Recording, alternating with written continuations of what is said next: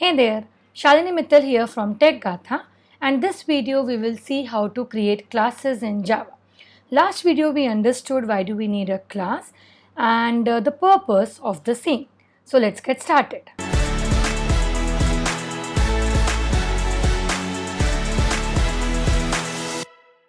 To create a class, we already had a project in the previous video. So I will be creating and explaining the new concepts within the same project. Now on the SRC folder, I'll say right click new and we have an option for class, and say for example I give a package name as com.oops. Now package names, if I give you an overview, are nothing but folder structure.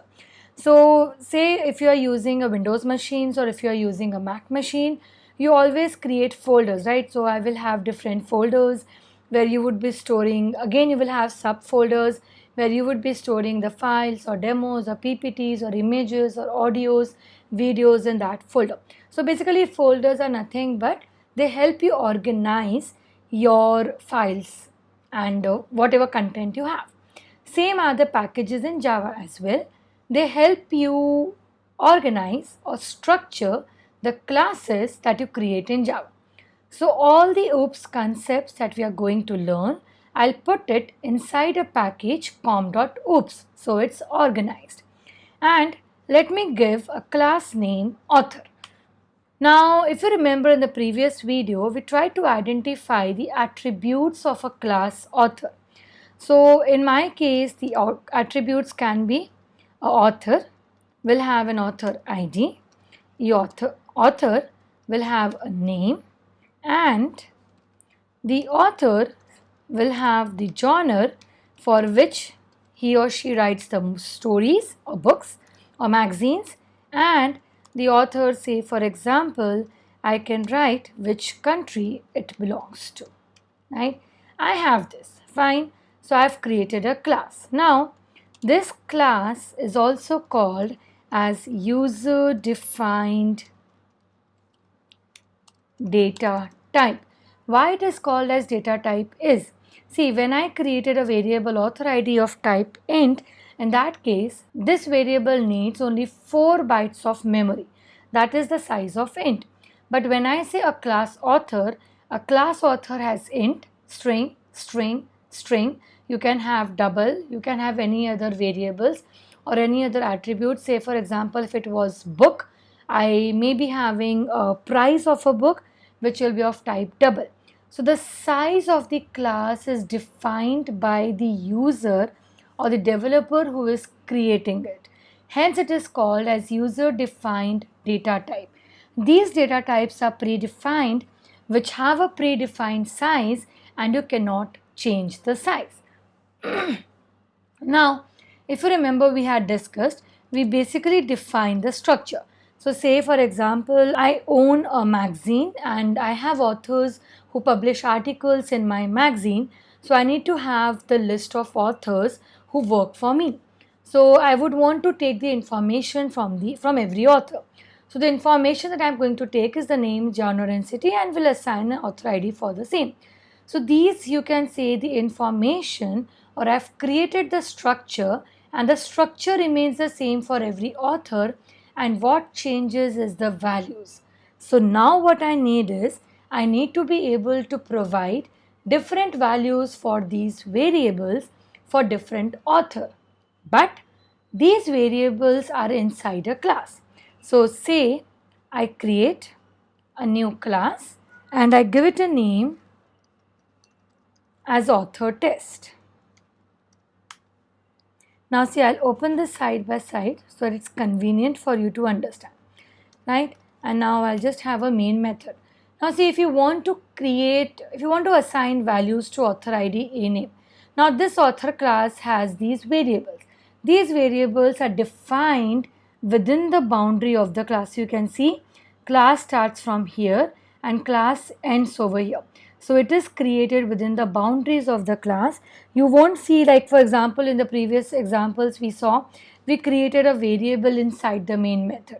So you can see this variable was declared in the main, which had the boundaries within this main. But these variables are within the boundaries of the author class, correct? Now the main method needs to access these variables. It cannot directly access. I just cannot say author ID equals to 1. It will give me an error saying author ID cannot be resolved. Now because author is a class, you have to first declare a variable of type author. That's the reason it's called as user defined data type.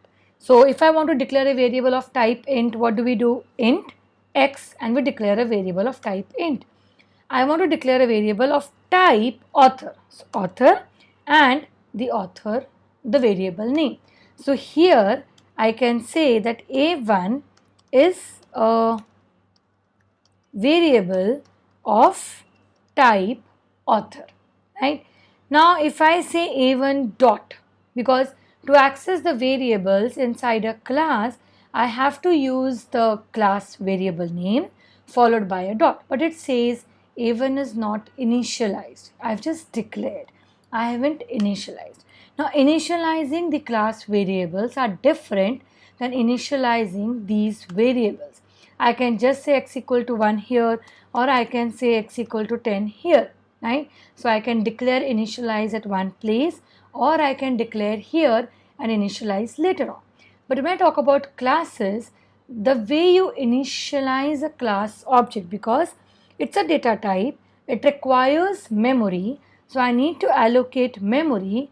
To allocate memory, you use the keyword new followed by the data type, that is author. So now you can say I've initialized the author ID.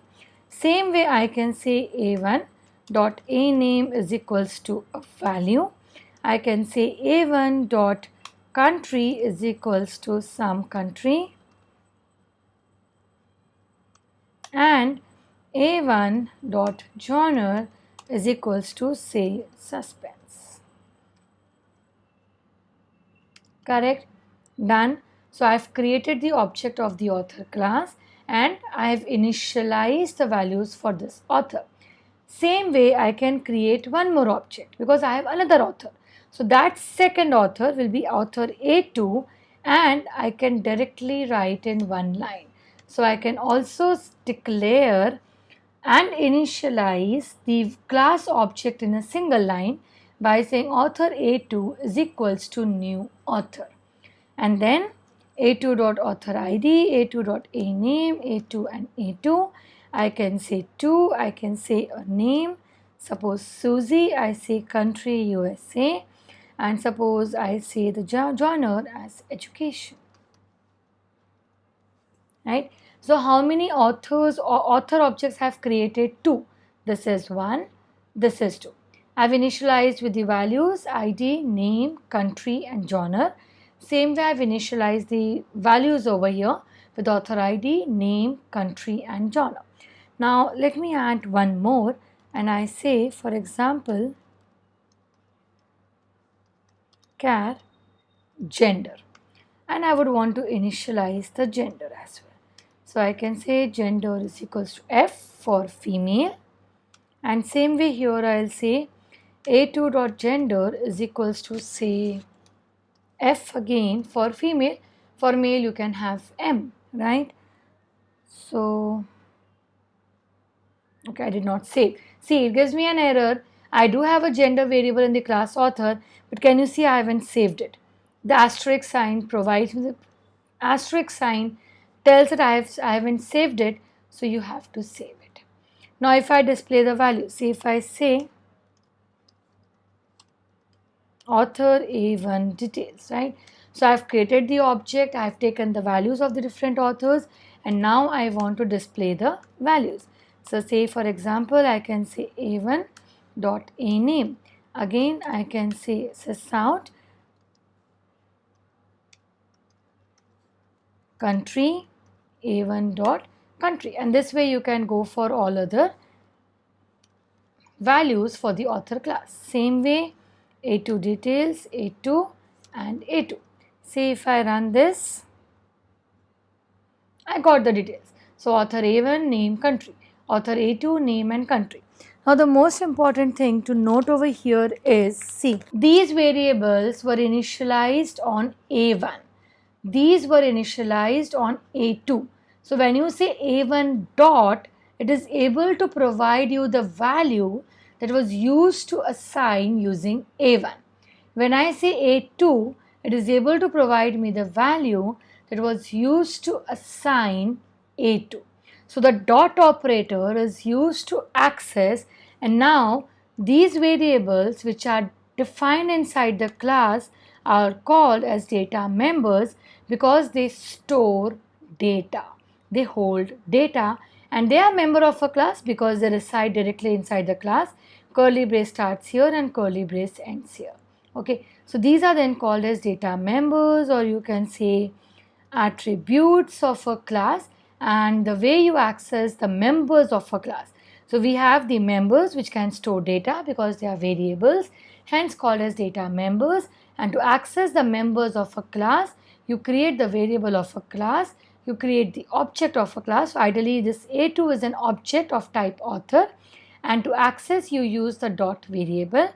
If you are initializing, then always we remember assignment happens from right to left, and when you want to access, you access it again on the object name dot and the member of a class. So this is how you create a class in Java. You create the objects of the class and you initialize the variables of the class. Okay. If this is clear, then I would want to give you a small assignment, and I would want you to create a class that is address, which will have data members, say address ID, street 1, street 2, pin code or zip code, whatever you want to write, city, and country. Okay, so create an address class this way, having the attributes. You can choose what type of these variables should be, whether int, string, or whatever it is. Create the object of address class, and maybe I want to store 2 addresses, so create 2 address object and store the values, and ping your solution in the comment section below. So that's all for this video. Happy learning, take care, and bye bye.